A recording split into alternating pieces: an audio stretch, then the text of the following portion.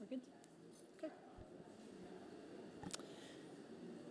Good morning. Good morning, everyone. Thank you all for being here. So I want to wish you a warm welcome. We are clearly a room of people from all over the world with very different backgrounds, but with the way that you've all been greeting each other, this is clearly also one big family. So I think we are all here, and our guest panelists are here as well, because they share a conviction that better coordination among farmers, as well as other stakeholders, can help identify the best combination of local knowledge, technological information, and agricultural practices. The application and integration of farmer-driven innovations in climate programs and plans, including nationally determined contributions, actions plans, can help governments deliver on the global climate and food security objectives. So I would like to present myself. I am Sophie Beecher. I am the Director General of Sustainable Development Policy at the Department of Agriculture and Agri-Food Canada. And I'm very pleased today to facilitate today's panel. So the way that it will be structured, we will start with an initial segment, an introduction by Mr. Arnold Puech-Dalissac, the President of the World Farmers Organization, who will share his experience and that of his own organization in developing a farmer-driven agenda for climate action and food security. Following this, we will have two panel discussions with short Q&As. We're going to try to keep it punchy. And at the end, we're going to hopefully have a little bit of time for questions and answers.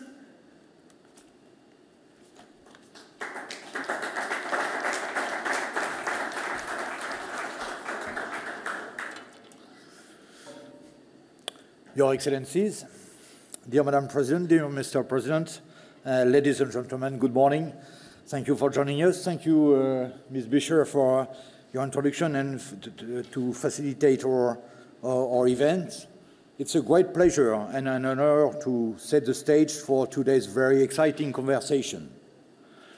I am very grateful for the partners of this event, CropLife International, IICA, the Inter-American Institute for Cooperation on Agriculture, the Livestock, International Livestock Research Institute, ILRI, the International Meat Secretariat, IMS, Shan Conservation Center, and the China Association for NGO Cooperation, CANGO, and of course my organization, the World Farmers Organization. As Sophie mentioned during her introduction, we are a broad and diverse group of stakeholders with different cultural and geographical backgrounds. However, we share the same conviction that farmers' experience and needs can and should inform research and innovation, as well as climate policies and programs. Agriculture is one of the sectors most vulnerable to climate change, and farmers see its impact firsthand. Ongoing increasing in temperature and changes in precipitation patterns may result in flood and drought, but also the spread of pests and disease. When they see their crops and animals, their lives and livelihood under threats, farmers cannot sit on their hands. Farmers from all over the world are striving to adapt their production methods to a changing climate while acting on the root causes of climate change. However, their voices are frequently neglected in the global discourse on climate change, and their priorities often overlooked in national responses. The WFO strongly believes that discussion about agriculture without the involvement of farmers simply will not work. Over the past 5 years, the WFO spreaded the Climakers Initiative, including a collection of over 100 stories of how farmers all over the world are transforming the way they work to mitigate and adapt to climate change. The initiative serves both as a long-due recognition of farmers' effort and ingenuity, as well as a strong argument for the active involvement of farmers in relevant research and decision-making processes. A stronger cooperation with the private and research sectors and greater engagement in negotiation with government bodies is crucial to scale up successful initiatives and overcome potential obstacles stemming from financial and other constraints. As mentioned in the UNFCCC Farmers Consultancy response to the COP28 UAE Declaration on Sustainable Agriculture, Resilient Food System and Climate Action, the declaration will only achieve its objective if farmers are at the decision-making table. If we are not at the table, we will be at the menu. Therefore, we invite government and relevant stakeholders to focus on working with us to co-design policies that empower and enable farmers to unlock farmer-driven climate and food security solutions, and leads to food systems that are fair, inclusive, and climate resilient. I wish that our speaker will be the more pragmatic as possible after my theoretical but maybe practical speech also. Thank you.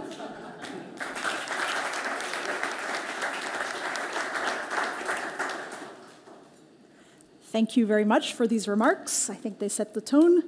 And without further ado, we will be introducing our first panel, which gathers today professionals offering different perspectives that will help us dive into the intricate landscape of addressing the farmer's experience. And this is what we're all here to talk about today. And the farmer's experience in relationship to the multi-stakeholder approach. So we aim to foster a collaborative dialogue that captures the diverse insights essential for shaping inclusive and effective agricultural policies. Our esteemed panelists are as follows: Ms. Elisabeth Nsimadala, President of the Eastern African Farmers Federation, Board Member for Africa of the World Farmers Organization. Previously, you served as President of the Pan-African Farmers Organization. Obviously, you are a great leader in this area, so thank you for being here. Ms. Emily Rees, President and CEO of CropLife International. An economist by training, Ms. Rees' expertise lies at the intersection of trade, climate, and agriculture. And Mr. Lloyd Day, Deputy Director General of the Inter-American Institute for Cooperation on Agriculture, who has extensive experience in formulating policies for the agricultural sector, the private sector, and coordinating with producers in Latin America, the Caribbean countries, and in the field of climate change. So to kick off the conversation, I'm going to start with the farmers. And so, Ms. Nsimadala, in your opinion, based on your experience, how do we stand with the integration of farmers' needs and experiences in the development of solutions to address climate change? How do we treat farmers? Are they included? Yeah, thank you so much. It's really a great opportunity for me to join this wonderful panel and share our experience as farmers, especially when it comes to the integration of farmers' voices in discussions around climate change and food systems transformation. So, and let me pick it up from the president of the World Farmers Organization, where he mentioned that as farmers, we are not really given the attention that we deserve.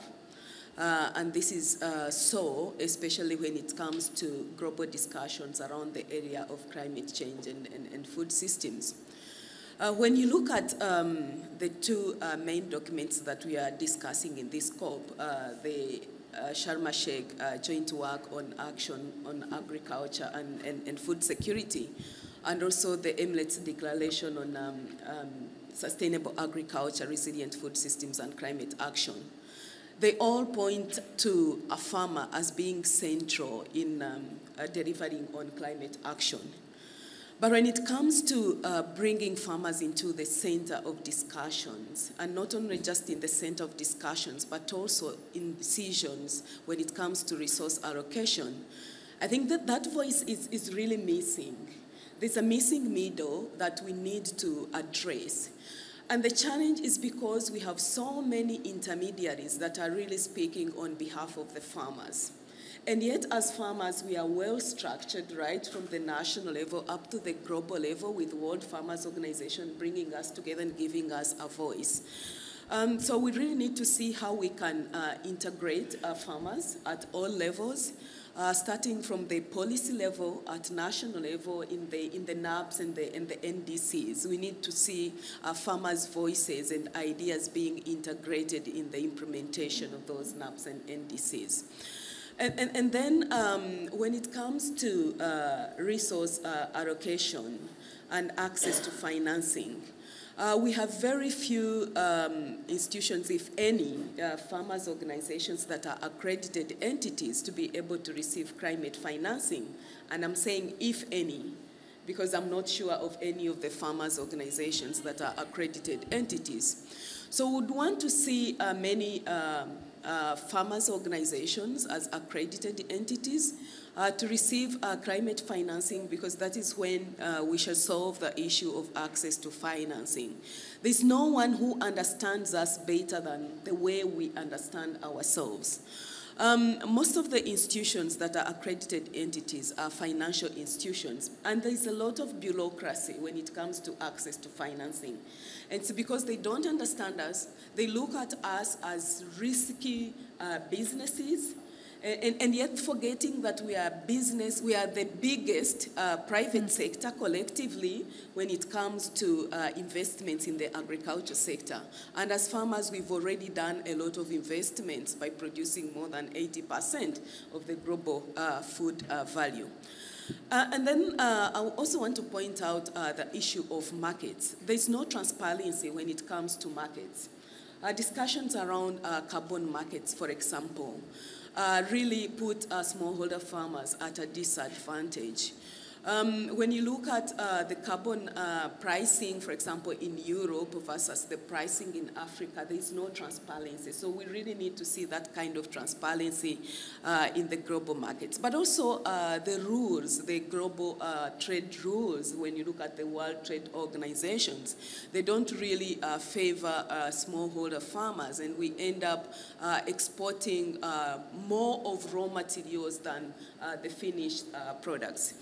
And then we're also calling for partnerships, especially he mentioned about the partnerships that we need to build with the public, the private, but also with producer partnerships. And in these partnerships, as farmers, we need to be brought on the table as equal partners, not just being looked at as beneficiaries of some handouts of sort, but looking at us as equal partners. And as equal partners, then we need to really see how we can have a balanced power across the value chain, because that's when we can engage as equal partners in these partnerships. Thank you. Those are quite powerful words. So there's still a little bit of work to be done, is what I'm hearing. So we're going to turn to Ms. Rees now. And as the president and CEO of CropLife International, how do you integrate the farmers' needs? So you're sort of you're playing a different role. You are in a different part of the sector. How does the mission of your organization and tackle the role of farmers, and how do you keep them involved? Thank you very much, and that's a very good question. But just turning here to my friend, I would hope that we don't talk on behalf of farmers. We're partners in farming. And with that, I think that there's a lot of collaboration that still needs to happen, and it's only through those partnerships that we'll make big progress. But allow me maybe to step back in terms of my own experience of what brings me here. I grew up on a farm, a citrus farm in the south of Portugal, and I can say that climate change is a very real effect there. Today we have massive water stress. We have Sahara sands, which are also creating desertification effects. We're seeing extreme heat. And all of this is changing the environment in which we farm. And so with that, we need to look at what are the tools and the innovations that we're going to need now as we adapt also to a changing climate. And we can see that this impact of climate change on agriculture is really happening worldwide. I had the opportunity to be in Kenya, and I'm looking forward to hearing from our friend a couple of weeks ago. And again, they also are seeing the impacts very clearly on the ground. Again, it comes in different waves, heat waves, droughts, floods, as we know. But the intensity of what is happening is increasing, and its diversification is also increasing with these very unreliable weather patterns which directly affect farmers. And with that, what we also see is that the movement and the intensity of pests and diseases are also moving. And with that, there are a number of questions that we need to tackle. I was speaking to the kind Minister of Ecuador, and we were talking about the impact of deforestation also on these movements, because forests act as barriers also to the movements of pests and diseases. They are natural barriers. So how are we going to, with the farmers, with our partners, or as partners, how are we going to prepare ourselves to a climate-smart agriculture that protects the environment, that ensures that we have impact on land use change or negative impact on land use change, if I would say so, because what we need to do is we need to ensure that we can have more productivity in a growing population, but without expanding agricultural lands.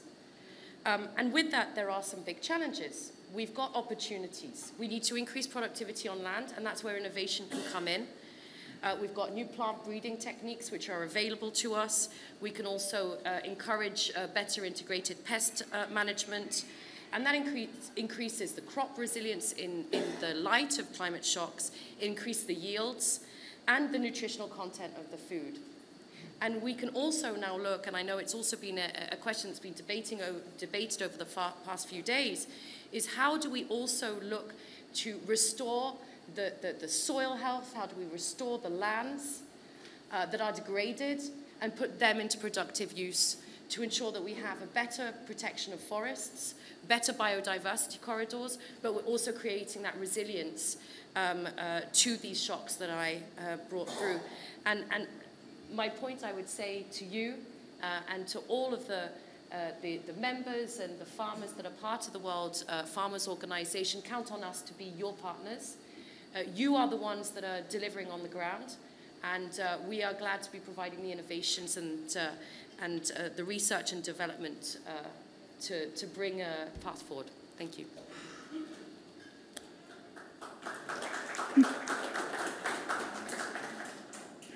Thank you very much. So those are words of responsibility from the industry, so that's very good to hear.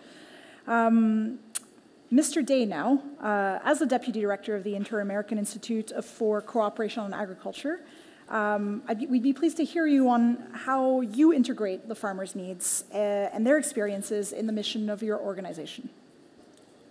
Well, thank you very much, Sophie, and it's an honor to be here, especially with this large group of farmers and farm organizations.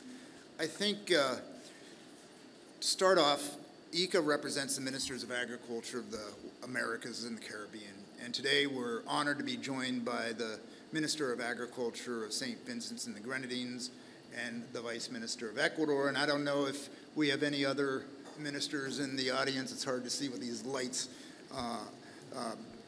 focusing down on us, but what I think I'm going to talk about is our experience here to get to this stage with all these farmers and farm organizations. It's great to see so many pro-farmer people here today, because in 2019, a global organization came to our institute to talk about the transformation of food systems. And hundreds of people came. It was a nice honor, but there wasn't a single farmer. There wasn't a single food company. There wasn't a single Minister of Agriculture. So after that experience, our Director General, Manuel Otero, decided to focus on three principal points. First is that farmers need to be part of any kind of discussion that's dealing with food system transformation. Climate change affects the farmer before anyone else. Second is that science, not political science, not ideology, needs to be the foundation for public policy. And the third is that we need to look at agriculture as part of the solution.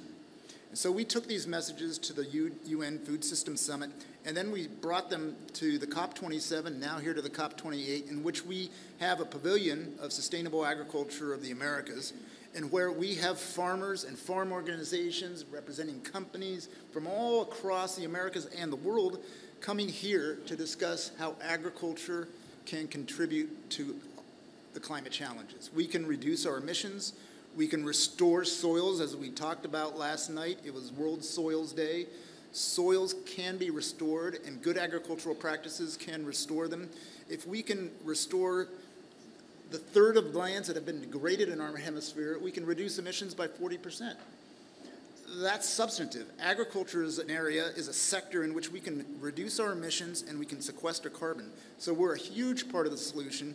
And so our job is to really be a convener of different organizations, from companies to farm organizations to Minister of Agriculture, to come together and discuss this, and to discuss this in a way that's open to debate and that's open to the ability to make change. And that's just one example. We also work in a variety of technical cooperation projects, including in the area of climate change, in which we bring together the same kind of organizations in order to work on big projects and small projects to restore soils, to have sustainable livestock, to have sustainable row crops. All these kind of things take partnerships, and they take activity and leadership, not just by the ministers or by the COP, but by working with farm organizations and their representatives, and many of them are here today. And so with that, I would just want to thank you for the opportunity to be here and to discuss that message. Thank you.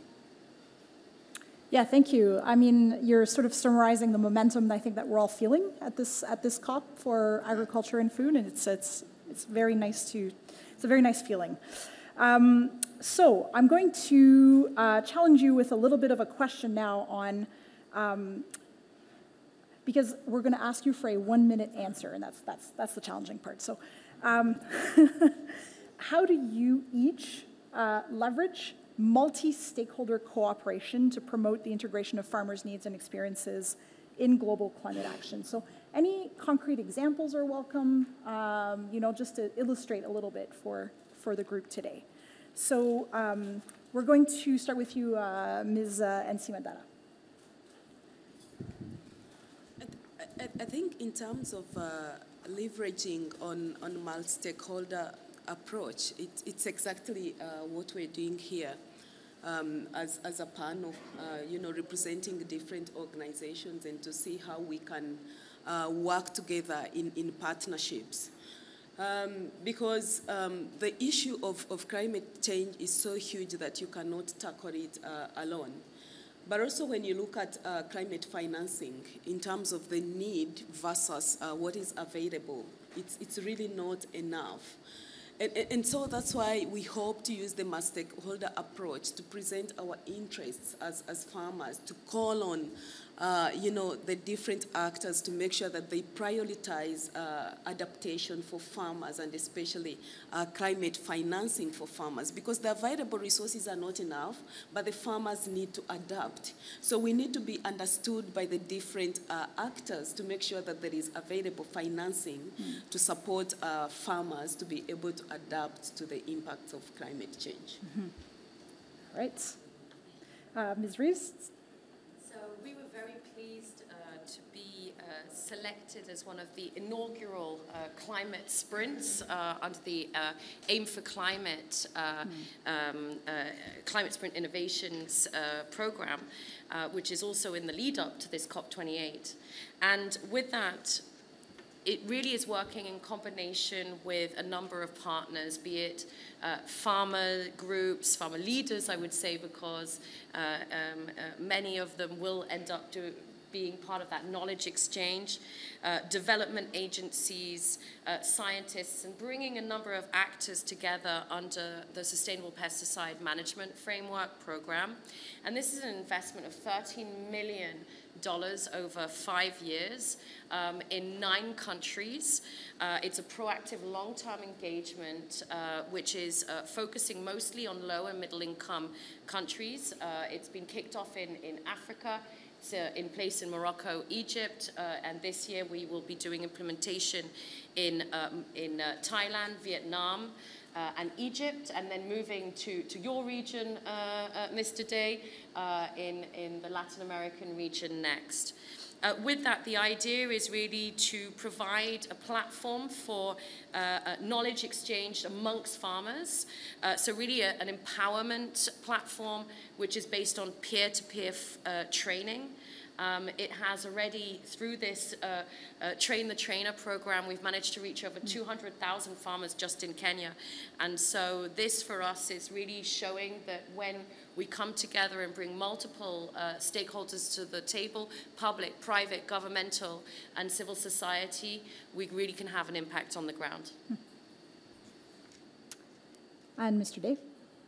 Well, thanks. I have a lot of different answers swimming in my head, so I'll try to pick one or two of them. First, bringing together farmers and bringing together maybe a program that we have, which is on the bioeconomy, makes me think about, we had a visit last week. I think it was last week. Everything's kind of a time warp here at COP because there's no rest and it's just weeks and it's a marathon, and I think we're halfway through that marathon. But sometime recently, we had the corn farmers of the United States, Brazil, and Argentina come to visit us. And corn is a fantastic crop that can be utilized in many different ways, and I like to think about how through policy work and through advocacy and bringing farm organizations and companies together, we can talk about how the bioeconomy just for corn has so many different elements. So you grow corn in your field. You then take that corn and you send it to an ethanol factory in which you produce ethanol.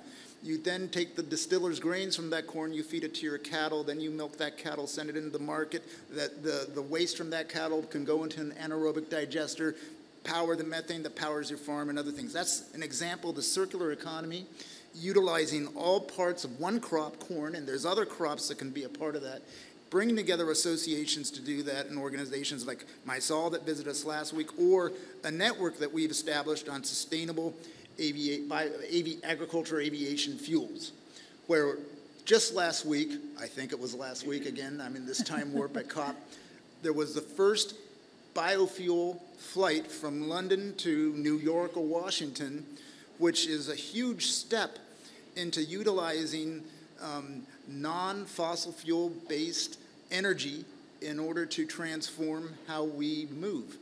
And that is, that's farmers working together, that's companies working together, that's innovators working together, that's the aviation industry that wants to change how they're working. And so I think that's a good example of what we're doing. Yeah, these are obviously great examples, yes. Just before we move on to the second panel, just because we have, 2 minutes left, because all three of you work in an international context, I was wondering if any one of you can take this question. Are there some differences that you notice in sort of the farmer approach around the world, or are there more commonalities? So it's up for grabs.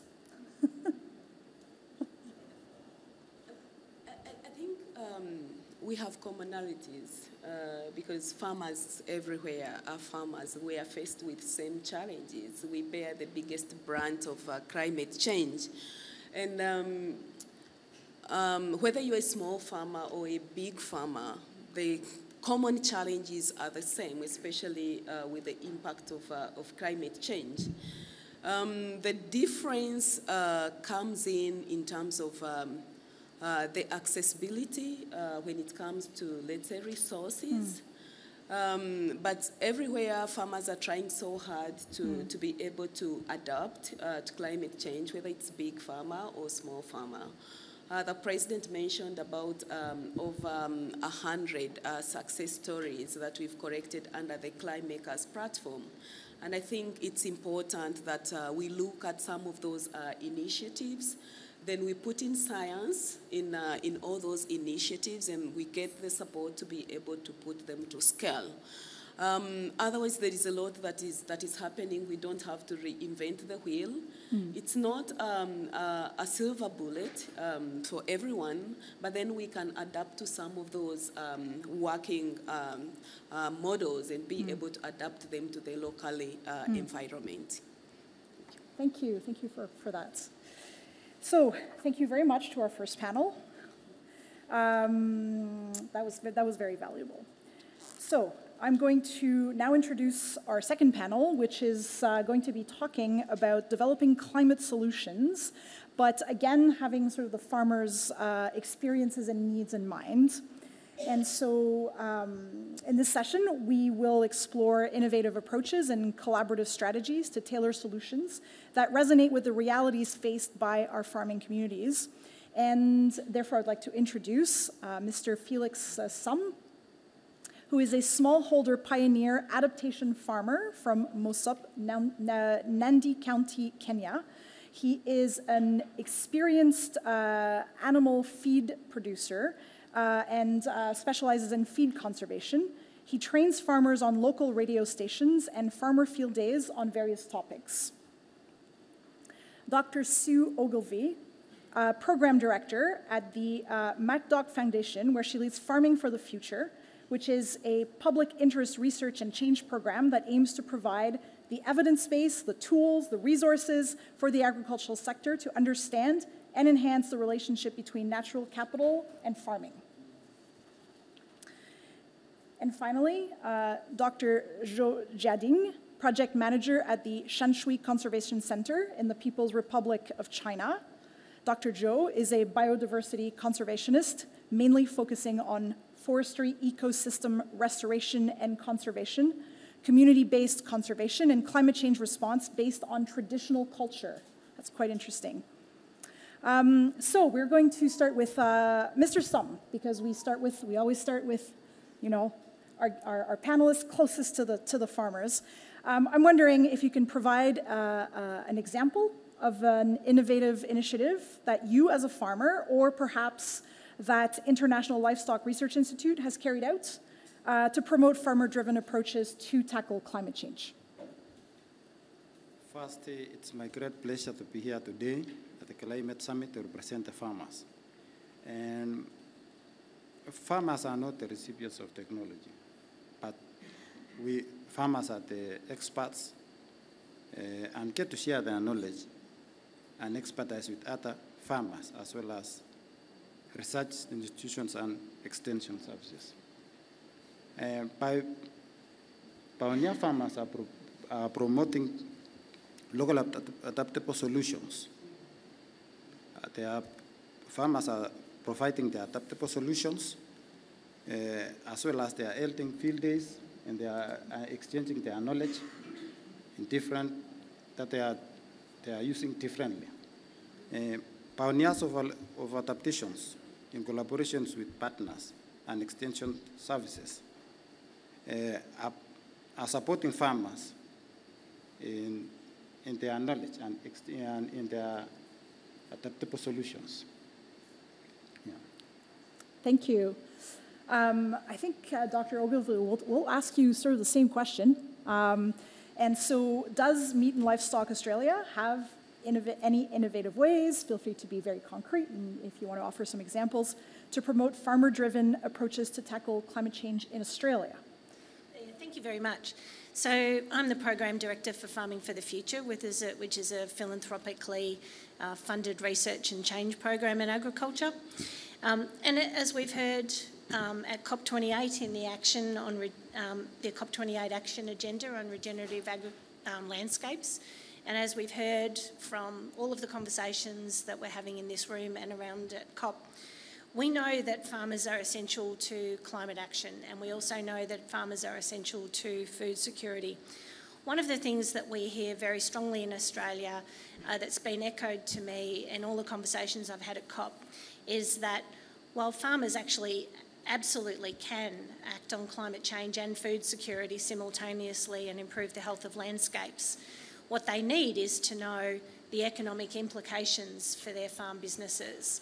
What we hear from Australia, and I've heard around the world, is that fear of action on climate change, action on improved environmental performance, action on investing in natural resources, that fear that it actually may come at a cost to their farm business is actually inhibiting their ability to address and to adapt some of the practices. And so what we've done in Australia is we've initiated a really innovative research and change program that starts to examine and is building the capacity to examine, can we actually answer that question about whether investing in these climate resilient solutions, investing in decarbonisation, investing in healthy landscapes, does it actually come at a cost to a farm business, or are there circumstances under which investing in those things are proven to actually improve the productivity, profitability and resilience of the farm business? And so what's really innovative about this program is, pardon me, is that we have put farm advisors, farm accountants, NRM experts and land care experts in Australia. We have a land care program. And what we've done with that program is, instead of using research officers, we've actually used those experts that are the people that farmers trust for advice. We've used them in our program to collect the data, to help design the research program. And we've done that because, of course, they've got the skills. But we've done that most importantly because when the findings are available, when we understand what it is about natural capital that can decarbonise a farm business and improve its productivity and profitability, then those are the people that are going to give the individualised farm advice to the farmers and support them. So what we think with this program that we can do is to unlock significant private farmer investment that will deliver public good in the form of decarbonised landscapes, healthy landscapes, food security, but of course healthy productive landscapes for future generations. And so with this program, we envision continuing the partnership, not only with researchers, but also with farmers. And I think that it's the sort of program that we can see providing really practical commercial solutions to farmers by addressing that question that they have about whether this will come at an economic cost or whether it can improve their businesses. Thank you for this really detailed answer to the question. So, Dr. Zhou, from the perspective of a conservationist, what would you consider to be the innovative ways to promote farmer-driven approaches to tackle climate change? Okay, thanks. Thanks for the introductions. I'm from Shui Conservation Center. Shui is an NGO aiming to protect the ecosystems and wildlife biodiversity with the indigenous people in China. And it's my honor to be invited here to share our works in China and some thoughts and informations relate to this panel topics. We are working in the Qinghai Plateaus, also known as the third pole, where it's very sensitive to the climate change.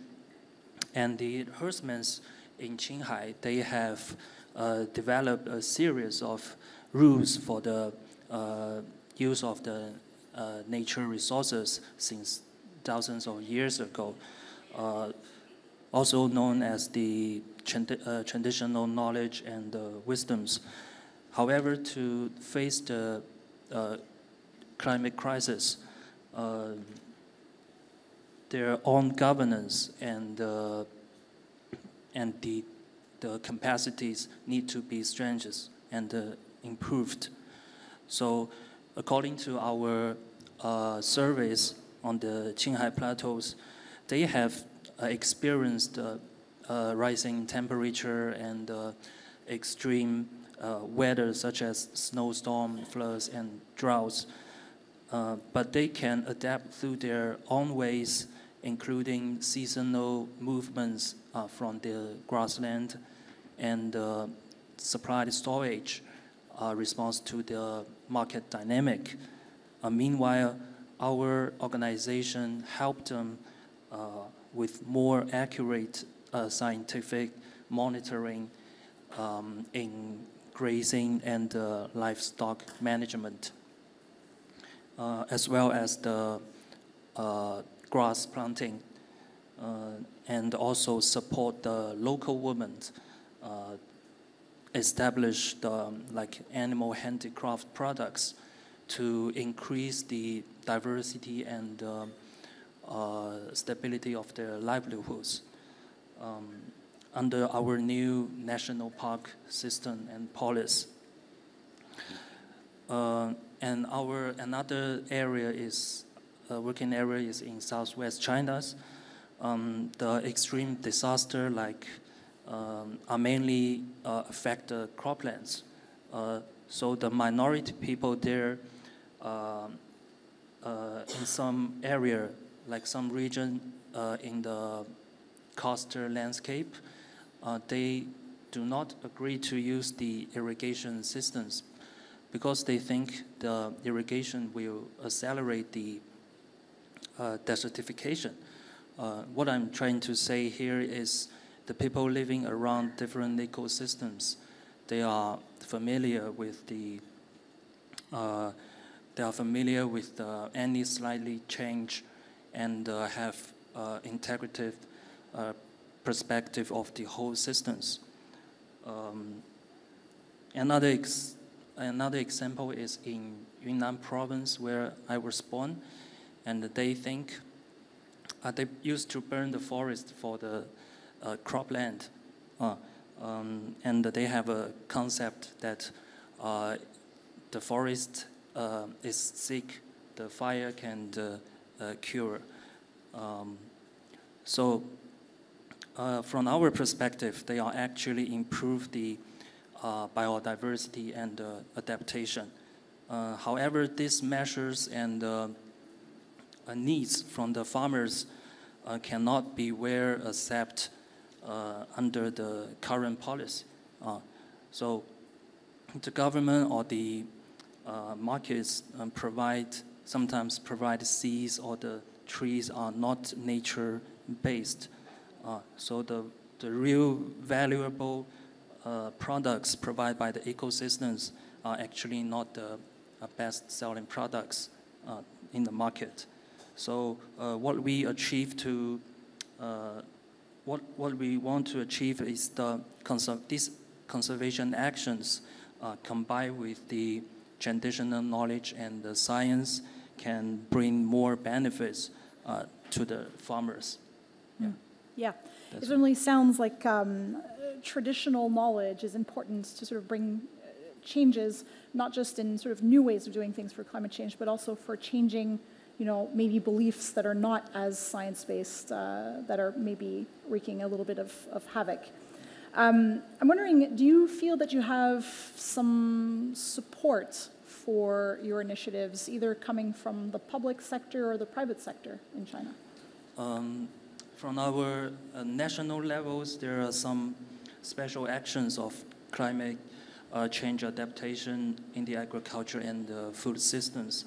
First is, like by 2050s, the national demonstration bases will be set up for the crop farming industry in areas sensitive and vulnerable to climate change. And second is, by the year also 2025, a climate-smart crop farming technology system will be primarily established.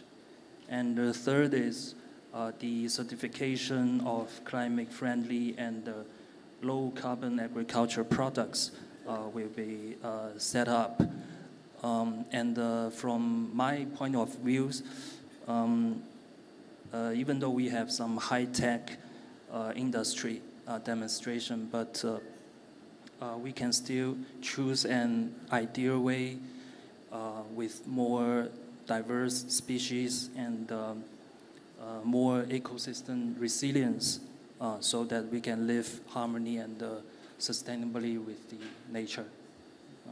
Thank you. Thank you. I'm going to go back to you, Mr. Sum. Do you feel that there are any public or private support systems, or just support coming from the public or the private sector for what you've spoken about for climate change? We still benefit from decisions with extensions and scientists in developing and improving our practice. Yeah. Yes. Dr. Ogilvie, so I'm going to, just throw maybe a new question at you, because all three of you have spoken about the importance of knowledge transfer, extension services, sort of bringing different sources of knowledge to the table. Do you feel generally that the services, individuals, agronomists, peer helpers to farmers have the information that they need? Are they, do you find that they have a good background in climate change mitigation, adaptation? And if not, what are the existing gaps? What do we need to do to sort of bridge that gap? Yeah, and that really is the excellent question, I think. So from our point of view, what we see in Australia is very clear support, very clear interest for action on climate change. There's no doubt in any of the researchers that I speak to, in any of the farm advisors I speak to, even farmers, certainly government officials. So absolutely, there's clear acknowledgement that something needs to be done. When we look at the evidence base for what we should do, what are the priority actions, what are the proven practices that are going to get us there, the evidence that we see is, I'm going to say, rather weak. And it's not because of want of trying, it's perhaps because of underinvestment in research. So what we have is very good, very rigorous, but small-scale studies, limited to geography, limited to time, limited to different agricultural operations. And what we think is needed, and the problem with that is that something might be proven to work in one part of Australia, but you can't then assume that it's going to work for farmers in other parts of Australia. And it's very, very clear from our observation and other research that farmers make evidence-based decisions, and they actually need robust, context-specific, seriously scientific evidence to actually give them the confidence that they need to make these what could be really significant long-term investments, but also the depth in the science to actually be able to implement it. And so that's why we've designed the Farming for the Future program to actually kind of focus on exposing the science to the farmers and the farm advisors so that we actually understand what is it that they need to know about the findings. And then the researchers, the economists, the statisticians, the ecologists become servants of the farmers and farm advisors to design the research, to give the information in a way that they can actually then act on it. And I have to say, it's one of the most thrilling experiences to me to work in that sort of cross-disciplinary program. And what I've been finding from the conversations that I've been having from COP is that probably the way we're doing this in Australia with the very collaborative approach that we have is adaptable to other countries. So in Australia, our program is supported by the Foundation and some other philanthropists. But very, very importantly, it's very strongly supported by the National Farmers Federation, by Meat and Livestock Australia, by Australian Wool Innovation, by National Australia Bank. And so what that means to me is that there is wide support cross-sectorally for this sort of program.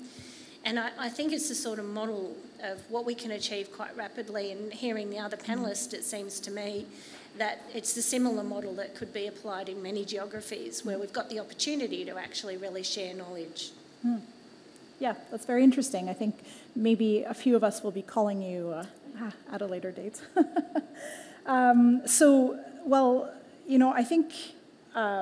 think we can only thank our two panels for their interventions, and I do believe we have a few interventions from the floor at this point. We have some special guests in the audience, and I'm going to ask a few of them to perhaps take a mic and give us their views. Starting with Mr. Saboto César, Minister of Agriculture for St. Vincent and the Grenadines, who is here with us today. This was mentioned.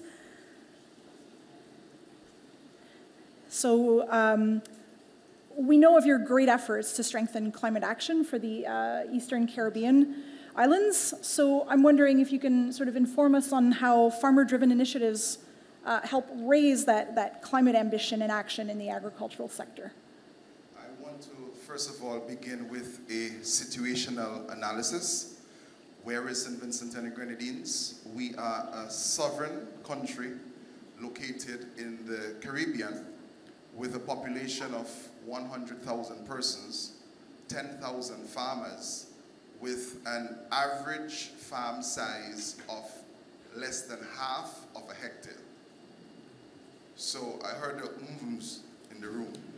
And I began by saying that we are a sovereign country because we promote food security, food sovereignty, and we have a thriving food supply chain. In St. Vincent and the Grenadines, and I speak for most of the islands in the Caribbean, there is a critical need, first of all, for sensitization. This is where we have to take the message to the farmers. Sensitization is one, but importantly, there is a critical need not only to sensitize, but also to organize. And I was following closely all the presenters, and I think that when we speak about a farmer-driven agenda, we have to speak about producer groups, we have to speak about cooperatives, because spreading the message farmer by farmer, farmer to farmer, we are not really operating on economies of scale or scope, and there is a need for us to have a mobilized platform upon which we can sensitize. The political will is globally expressed, and I really want to thank IICA for ensuring that from the hemisphere that excellent work is done, and all the other persons from around the world, and that we have a seat at the table, and we not necessarily a part of the menu, well, at least not yet, but it is clear that there is a global expression of the political will. Importantly, though, there's a need for a legislative agenda to be initiated in each country, the mobilization of the factors of production and implementation. I think we know the rule book. It's just about getting the action started. Thank you.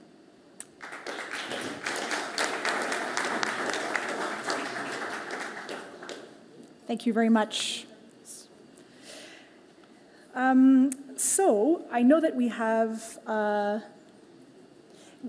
we have an intervention from Professor Xu Yinglong, who is the chief scientist at the Chinese Academy of Agricultural Sciences. He was very keen to be with us here today, but he was not able to travel to Dubai.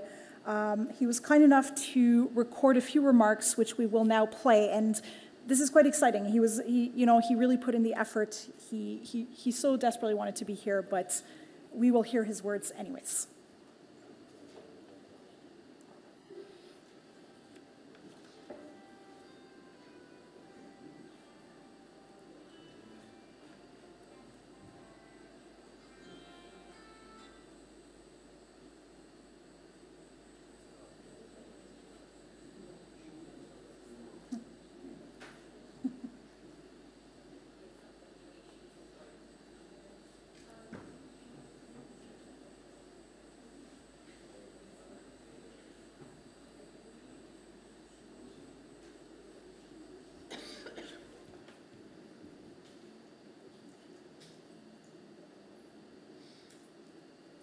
Agri-food system.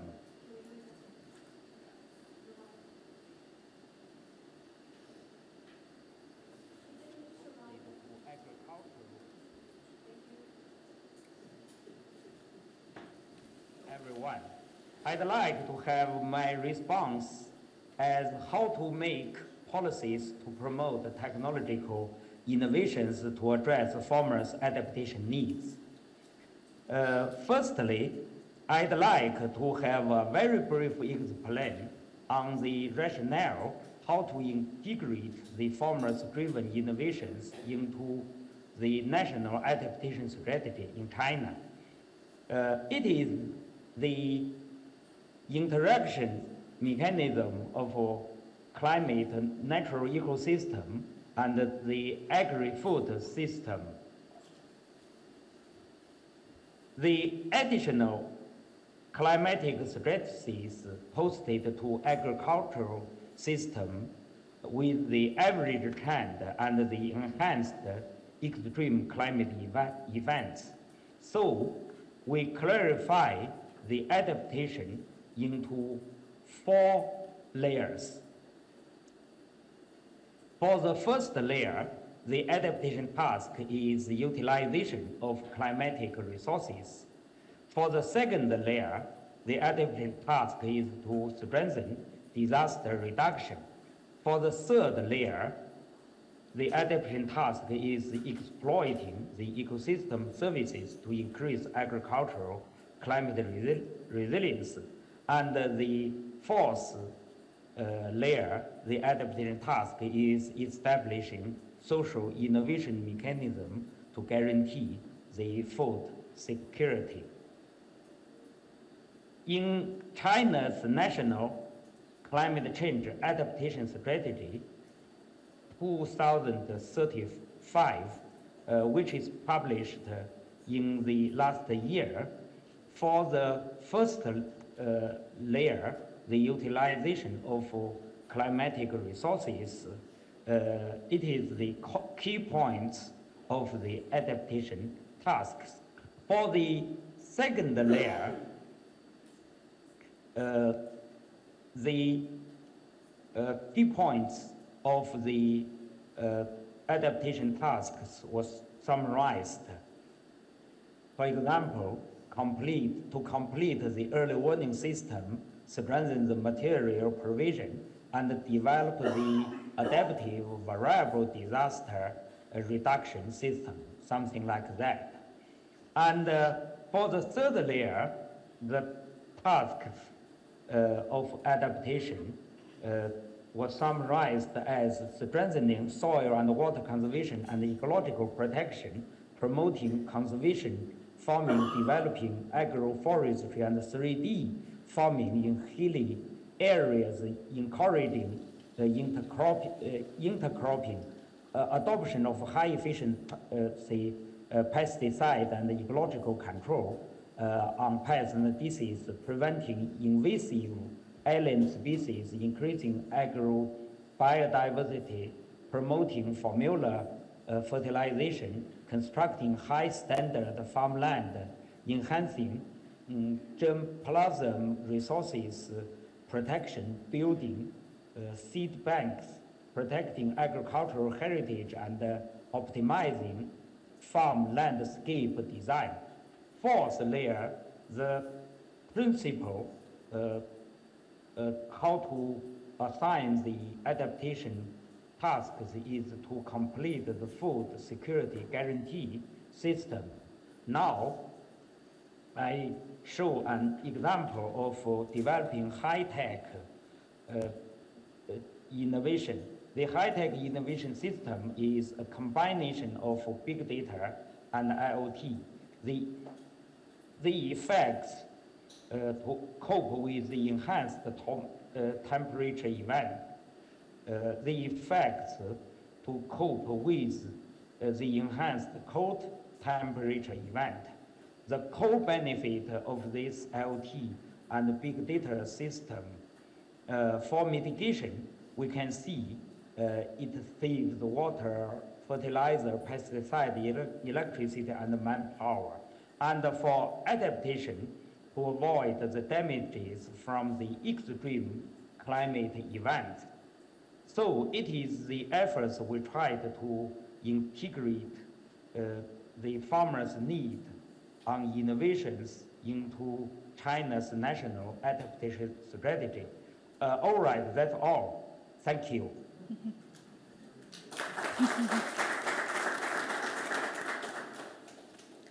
it's pretty amazing to hear a lot of the same themes that we're all grappling with on adaptation, but told in the context of China specifically. So it's very, very interesting. We also have a question for Mr. Bernard Kimoro, who is the head of climate change and livestock sustainability at Kenya's Ministry of Agriculture and Livestock Development. So thank you for being here. So in your opinion, what mechanisms need to be in place to be able to track and report on how farmers' initiatives contribute to government climate targets?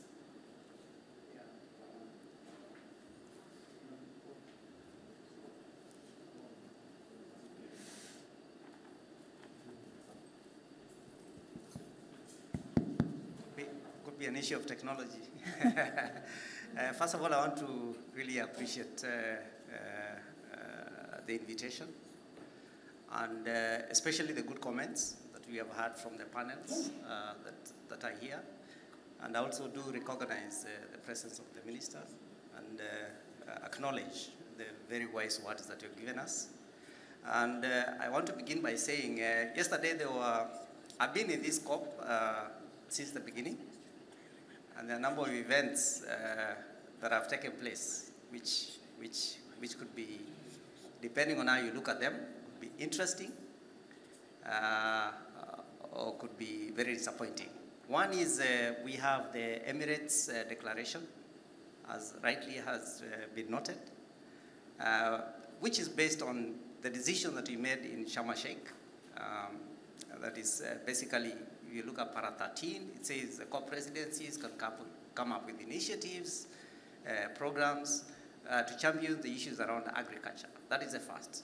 The second, and I want to regret this, I missed a dinner last night by the soil team. I think the US government did invite me to a dinner. And I regret that I missed that dinner because we were actually doing the negotiation last night, which ended up probably at around 11 in the night, with no decision on issues around agriculture. And finally, the third is that during the negotiation, in the informal session, there was no farmer organization that was given an opportunity to speak. The minister just said, if you're not at the table, you'll be on the menu. And I think yesterday, farmers, we were on the menu. All right? That's what I want to say.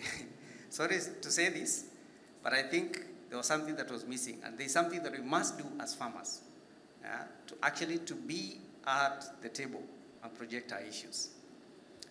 In terms of the mechanisms that we require, one is from the highest level. We need policies. All right? So at the national level, we need policies that are farmer-friendly. At the sub-national level, we need policies that are farmer-friendly. And to the lowest level.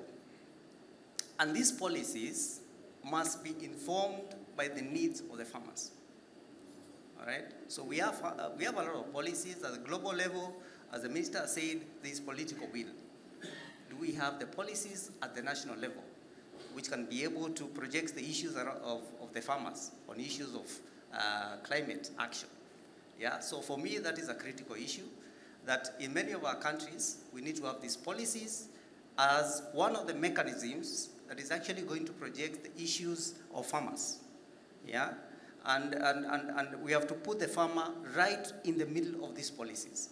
I want to give an example. Our constitution in Kenya talks about participation. Under the Bill of Rights, Article 4 of our constitution is very clear about the issue of participation of any groups. And what we have actually done is to ensure that this is actually being undertaken. So policies which are very clear, which are farmer-centric, need to be one of the mechanisms that we need to address. The second one is we have organizations that are coming up with tools that are supporting the information that you're getting from the farmers, or even delivering that information to the farmer. All right? So we talk about the reporting systems. Yeah? How are the farmers reporting the climate actions, for example? Yeah? And one of the things that we must do is that as we develop these tools, It could be an online reporting tool, for example. In Kenya, we have, under our sector, the agriculture sector, what you call the multi-stakeholder partnership. And I've had it being stated here. One of the things that we are also putting in place is that we need to have a tool that can actually be able to report the farmer climate actions, as well as delivering information on climate actions. In Africa, farmers are aware climate is changing. Yeah? But if you tell them about emissions reduction, they may not be able to agree with you. The issue is about food security. These issues could be context specific, and I agree what Shui just said. Even in Australia, we have areas, same farmers, different contexts.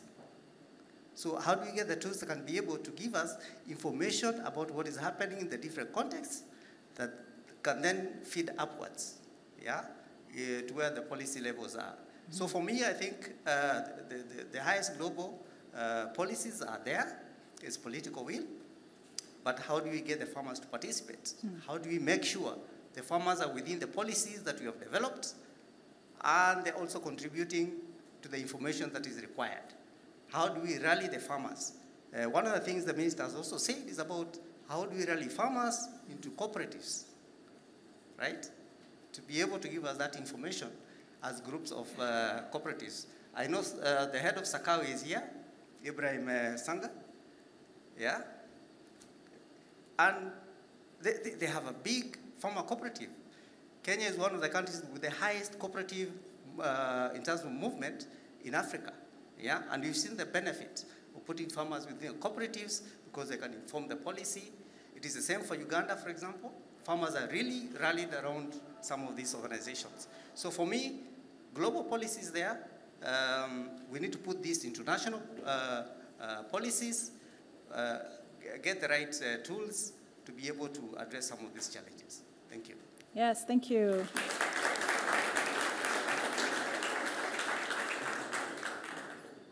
Yes, I appreciate the link between the sort of overarching policies and then the local knowledge and the essential integration of that.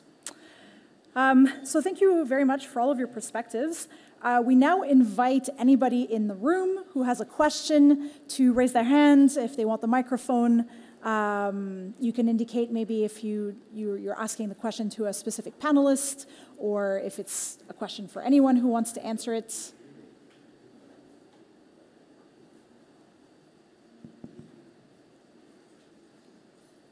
Thank you very much. I'm Eugene. I work with an organization called Rwanda Development Organization. I come from Rwanda. Thank you, panelists, for the well-informed statements that you made.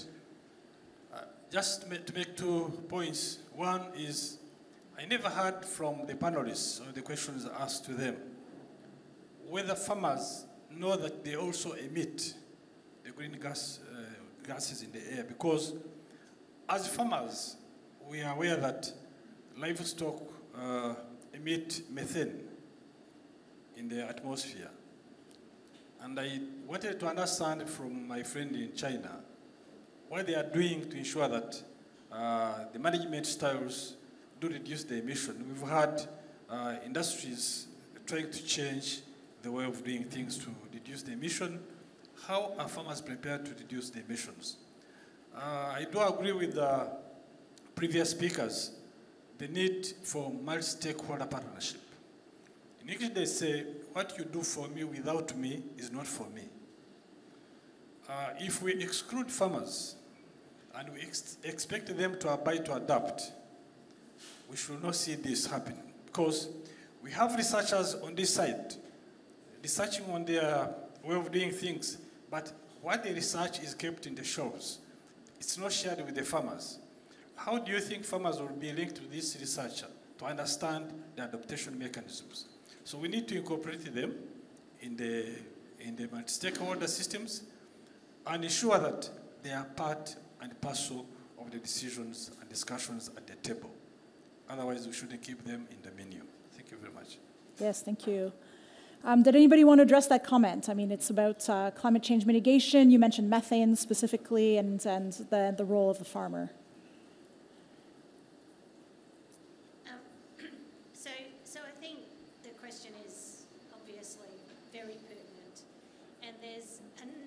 solutions that are being developed in Australia and around the world that are directly targeting point solutions for different parts of agricultural production. What I'd like to talk about is that our experience in Australia is that some of our leading farmers who are very productive, profitable, producing very, very high quality livestock and wool, have also managed to learn how to work with Australia's natural ecosystems and actually dramatically increase the amount of carbon storage and sequestration. And so we have a number of farmers in the research sample that we have that are actually net sequesterers of carbon, just as a business as usual. And when we see those, what we also see is very biodiverse, very stable, very functional landscapes that are actually also conserving some of Australia's really important native animals like koalas. And so what we're very heartened with that, and it's farmer innovation, this has been solutions developed by farmers, we're very heartened by that because what we see is the very, very large potential to examine are those practices and those achievements generalisable not only to Australia but also to other countries. So I think that's what I would like to comment in response to that question. Okay. Thank you. I think we have another question. Excuse me, good morning. My name is Steve Maxime. I have the pleasure of being both a farmer and a researcher and now a policy advisor. I was lucky enough to be at COP28 in Durban, when as the Caribbean representative, I was part of that movement to get agriculture moved from being on the menu to on the table. And I celebrated the Paris Accord when agriculture was featured. And I looked forward to the implementation of all of the policies coming out of climate smart agriculture.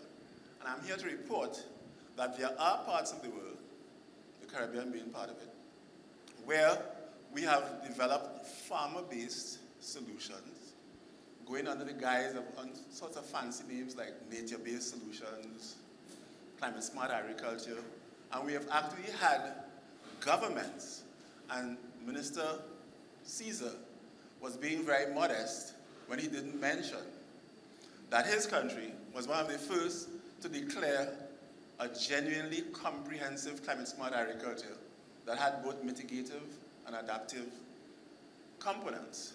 And this is farmer-based, locally owned, trademarked, Caribbean, climate justice and just transition overlays included, where farmers have agreed, have decided, have been part of the mechanism to develop a comprehensive climate smart agriculture using a registered tool which has auditing, certification, and other trademarks to be able to legitimize the flow of funds that have been coming to climate smart agriculture and that can avoid the greenwashing. So I'm here to say that I've seen the progress over the years.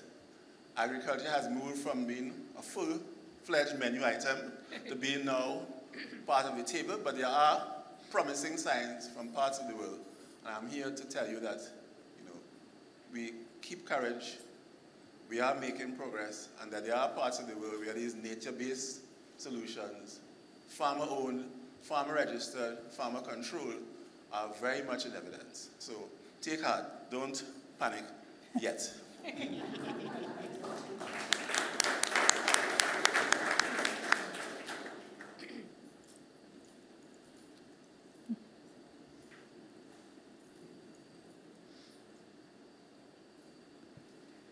Thank you for the wonderful presentations. My name is Evangelista. I'm with the WFO Gymnasium program. I'm from Zimbabwe. My question to the panel is that there are young farmers who already are bringing innovations to the table. How are you currently assisting them in your regions and countries? Thank you. That's a good question. Anybody would like to take that one? Go ahead. I don't know if I'm going to exactly answer that question, but there's a couple things that I wanted to connect from panelists and the questions that I think are important. The first is that farmers do change. just like all of us, they don't want to change necessarily. They don't want to add costs. They want to make sure something works before they do it. But as someone was talking, I was reflecting on when Norman Borlaug went to Mexico and he worked on wheat stem rust for about 15 years, and he started making his experiments and started applying fertilizer, and he had these different, Mexican varieties of wheat. And, he went up into the Yaqui Valley near Ciudad Obregón, and he started experimenting, and the farmers kind of looked at him and said, "What is this gringo doing?" They weren't so confident, and so they kind of went to his field days year after year after year. But eventually a farmer leader, the governor of the state there, embraced him and started planting some of that wheat. And lo and behold, the wheat started growing, and growing a lot more abundantly and a lot more successfully, and slowly but surely that was the beginning of what became the Green Revolution. He went then to India and Pakistan and met the same resistance. But eventually there was a political leader, a farmer leader, who started to try it, to experiment, and lo and behold, we know what happened. And so I think the same thing will happen, but it has to be done where it's a good business opportunity for the farmer and it's something that works. And so I think the innovation that we talk about in research centers will be applied. We need to do it faster, but I think the world's moving faster, and innovation's coming faster, and the crisis is coming faster. So it's going to happen. And we talked about how farmers are a lot alike in different parts of the world, and so I wanted to end with a joke from my colleague at our representative to Suriname, who he's saying, what is he going to say right now? And I think it relates to Keith or to Arnaud. I asked him, how's your farm doing, and how are you able to manage a farm while you're working in Suriname and going up to St. Lucia? He's like, he has someone to work with him and all that, and he says, but man, I'm bleeding money. And I'm sure any farmer would say the same thing. So we have to remember that farming's a business, and we have to give them tools so that their business is successful. Thank you. Thank you.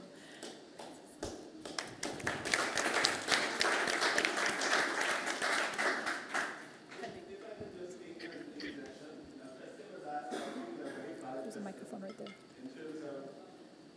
In terms of support for the youth, and I can, again, offer with some confidence that there was a very successful IFAD program in Grenada, where a consultant was hired to develop the very first interactive manual on climate-smart agriculture for 4-Hers.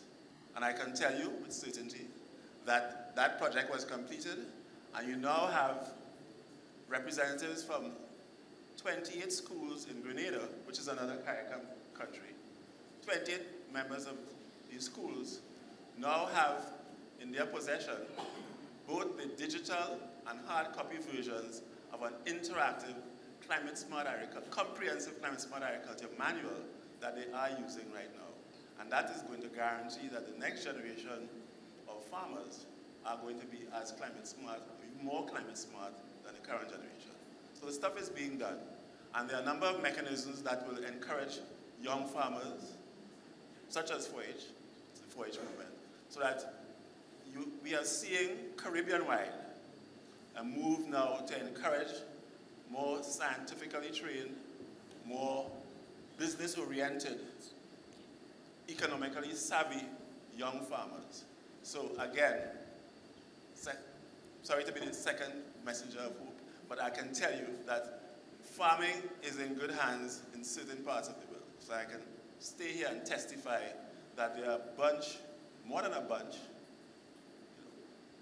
of qualified young farmers armed with the tools, digital and otherwise, to develop practices that are going to be farmer-determined, farmer-run, and from which farmers will benefit first. Thank you. Oh, yes, we have a response. Great. Yeah, I wanted to add on how we are prioritizing issues of youth, and I'm happy that you mentioned that you're part of the WFO Gymnasium, and as farmers' organizations, youth issues are at the center of what we do, starting from WFO with the gymnasium, where we bring together different youth, build their capacity, learn from each other, but also give you a platform where, for example, you engage politically at global level, but also represent interests of the youth at global level. Then at regional level, for example, from the Eastern Africa Farmers Federation, we have initiatives together with FAO, like the AYA platform, the Africa Youth in Agribusiness platform, where youth learn from each other, share opportunities within such a platform. But we've also supported more than 12,000 youth in terms of coming up with bankable proposals, in terms of linking them with financing partners. We've trained over 760 groups, youth groups in different agriculture value chains. And in some countries at national level, we also support youth organizations. We try to link them with the governments to be able to work as service agents for government. For example, I heard from Eugene from Rwanda, the Rwanda Youth in Agribusiness Forum, RIAF, is one of the youth organizations that are also service agents for government. They work closely with the RAB. They are implementing different climate-smart agriculture practices, different innovations, and they help government in terms of scaling up some of those innovations from the field. Thank you. Thank you. Anybody would want to add anything on the panel? Good. So I think in conclusion, before warmly thanking the panel, I mean, we've gone around the world of agriculture in an hour and some. I think all the themes were there. But the theme that did come back over and over again is the theme of the farmer as the equal partner. And the information flow. So having farmers' voices heard, but not necessarily through an intermediary, having them right there at the table the whole way through in developing solutions, having a lot of information flow back to the farmers and a lot of transparency in the tools that are available to them. And I think if there's one message we can take away is perhaps all of us who are engaged in developing these processes can keep that to heart when we are all going back to our respective countries and doing our jobs, is to remember to always have the farmer in mind and how we can better integrate them and their voice. On that, I would like to thank our panel and thank all of you for being here today.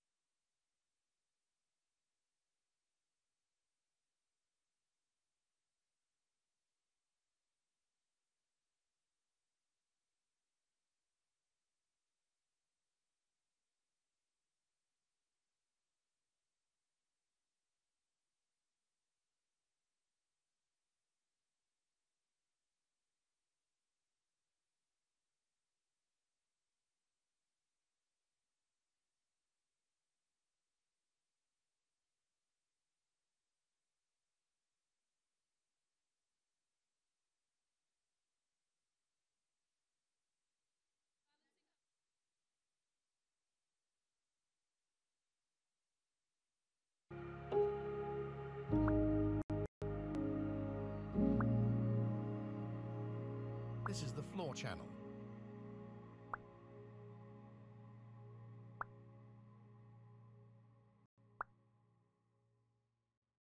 This is the floor channel.